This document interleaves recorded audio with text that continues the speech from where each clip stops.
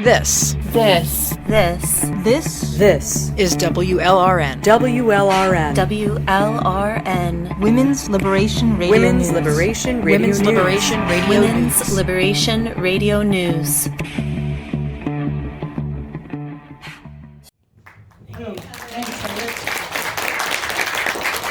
I'm the kind of person that likes to walk around, interact with you and with the audience, and whoever is willing to have that open heart, that open mind, and listen to my words. And even if you take one word out of what I've spoken about, that's a good thing. You're rich. Anyways, my years of experience inside goes way back in 1978. I was arrested in Edmonton, Alberta. I was 18 years old for a murder of a man. And at that time, I had two co-accused around the same age as me. And being in a province of racism, discrimination, and all that, and it still happens today, I was basically railroaded to be convicted, because at that time they needed one person to be convicted of the crime. And I didn't know nothing until preliminary hearing. If you're a lawyer, you understand that the process of the judiciary system. So when the prelim is when all the evidence comes to play, and then they either have enough evidence to convict or throw out, and then that's taken to the jury, right? If you're a judge and jury, I went with judge and jury. So I had all these players in the courtroom, either convicting me or let me walk. But during that prelim, I knew right away that, after listening to all the evidence, and my two co-accused wrote two statements against me, and being, a product of a residential school, I knew at a very young age not to rat out, not be a tattletale, because of what I went through as a child. So I knew that code. I knew that code right there and then, because the street is no different than being inside. Nobody likes a rat. So anyways, I end up taking, regardless of these statements, I end up, I had to basically take it. I could have said, point the fingers at my two coes and said, this is what transpired, this is what happened, blah, blah, blah, to save my ass from doing life sentence. So that was, there was really no time to decide what road I was going to take, what decision I was going to make, what choice I was going to make. So I end up, taking the shit, right? I end up doing life. Because my lawyer sold me out to the other two lawyers, to the Crown. That's how it was working, right? Wheel and deal. And so I end up getting life. It was I pled on like 10, and my lawyer said, if you don't plead, they're going to find you guilty with your two co-accused to testify against you. So I said, well, I'd rather do life 10 than my natural life in prison, because I didn't know law. I didn't even know nothing about passes or paroles or anything like that. So never been in the system. So that was 1979. 2 weeks later, I was sentenced to prison for women. June 13th, I walked into the notorious prison for women in Kingston, Sir John A. MacDonald. That address will never leave me. I spent 20 years there, and then from there, and the reason why they closed prison for women was because I myself, and 6 other women were involved in an altercation, a consensual altercation with the guards. And, so it was a free-for-all. It was 6 on 6. It was fair, and so, we did what we did, they did what they did, but that didn't come out, They never admitted that they laid boots to us too, or hit us back. But, that's part of the system. Because, I've learned to lie in prison. I learned how to cheat, and I know how to hustle, and I know how to manipulate, because those are the tools that we are taught in Correctional Service of Canada. And so, that's what I learned. I learned to be an addict in prison too, in prison for women. I believe there was more drugs inside than there was in the city of Kingston. And that's what we were told. Does these places help us, or do they harm us more? I'm a product of that. I've never had a slash mark. I never had a tattoo. I was just an innocent kid, 112 pounds, walking into a prison.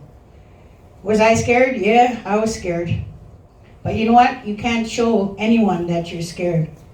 Never let nobody know that you're afraid.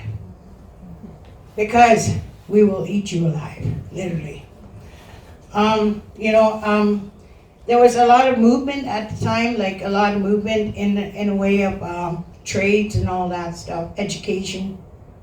We ran that joint. It wasn't CSE that ran us. Because we knew what we needed, to survive in that jungle. And we were the players of that. The prisoners' committee was not called inmate committee. If you define inmate is a psychiatric patient. I'm a prisoner. I'm a convict. There's a difference. My old FPS number was 1253. 1253. Now it's 955-1086. You see that? But you see, they can change numbers whenever they want, right? But when it comes to us, what I need to better myself as a human being. But instead it deteriorated my behavior. It changed me into a monster. It changed me into something I wasn't. Because prison does that to you. Either you walk out alive or you come out in a box. That's a choice that you make. And we had substance abuse programs, we had anger management, we had KGRH, we had all that. We were the ones that did all this surveys. We did the talk of them books that you all study in these universities and colleges. And a lot of them women that shared their stories and their pains and their hurts are 6 feet in the ground or with Creator. And those are the fallen sisters, and they made that change because they gave up their lives to make change. We just didn't decide in 1994, April, we're just going to have a big scrap with the guards and that's it, punch them out and that's end the story. There was a reason for that. When you're being targeted, pushed, it's just like locking a little dog in a cage. Imagine this, putting your little dog in a cage, keep that dog in the cage for a week. You feed a little bit of whatever you feed your dog, and then you let that dog out a week after, and you see how that dog acts. Same shit. So this is where segregation comes in play. When I calculate my time, I'm not trying to be, show off and tell you, I trump up the story today and say, okay, this is what happened to me. Well, it fucking happened to me. I spent a lot of years in segregation. The longest I did was a year in the hole, back to back. But you know what? I reversed everything.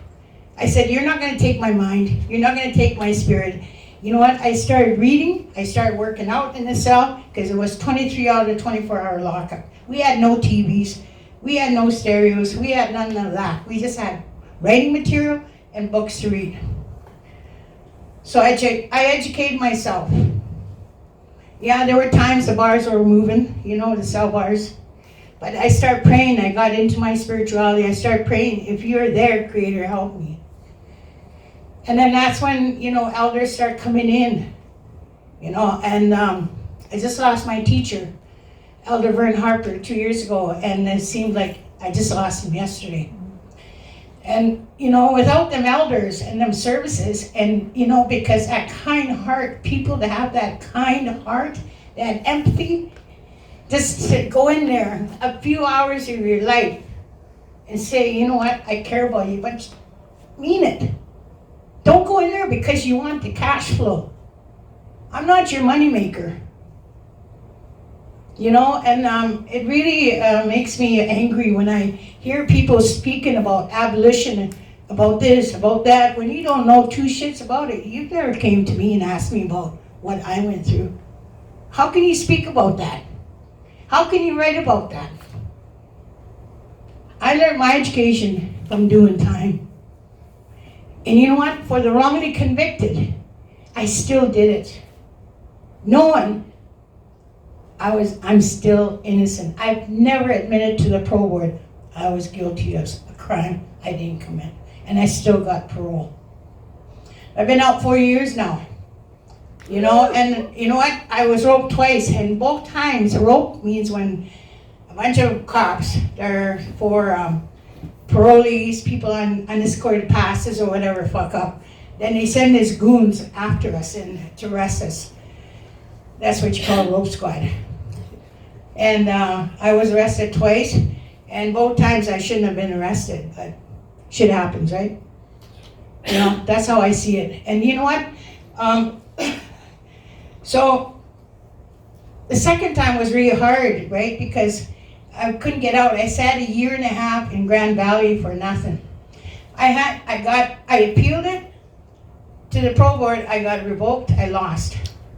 So the next best thing to do is take Parole Board of Canada to court, and that's what I did. And I won. They had to order me out. They ordered the Parole Board to release me that day. Under the Gladue principles, because they have to. As a First Nations Aboriginal offender at that time, they have to put that in play, or it's not a legitimate report. You know, there's bigger than this. You know, when I study about being Indigenous and Native, it's hard. I said, try walking in my shoes, assimilation. Try walking in my red shoes right now and see how you're gonna feel. You can have my status card. You can have my treaty rights. And just walk in my shoes for 24 hours and I'll walk in yours. You know, and so it's hard, it's difficult, it's really fucking hard. You know, and pardon my expression, my language, I learned that alphabet. I learned them words while I was serving time. I just wanted, when I was asked by my friend here, Heather, if I would mind speaking, I said, absolutely. Because it's our voices that needs to be heard out here, you know, loud and clear. And if you don't understand something I'm saying, ask me and I'll tell you. That's what I was been told. If you don't understand something, ask. Don't assume. You know? You can convict somebody by assuming. That's where our law fucks up. You have to have facts before conviction. And those are natural laws of our people, Indigenous people, is a natural law. And those are the 7 grandfathers that come to play, because that's who makes me today, who I am today, because I have to live by them 7 grandfathers. Mind you, I get lazy too, but I try not to make that, you know, a mistake, because I don't want to go back to prison. Not what I have to go back to. It's horrific inside, I hear the sisters saying. It's not nice. But we all need to clean up shop, you know? Clean up that shop. And let's get moving forward, because you know what? We can't keep going backwards. We got to go forwards. And the only way we're going to move forward if we have the right tools, the right players, and the right law. Thank you.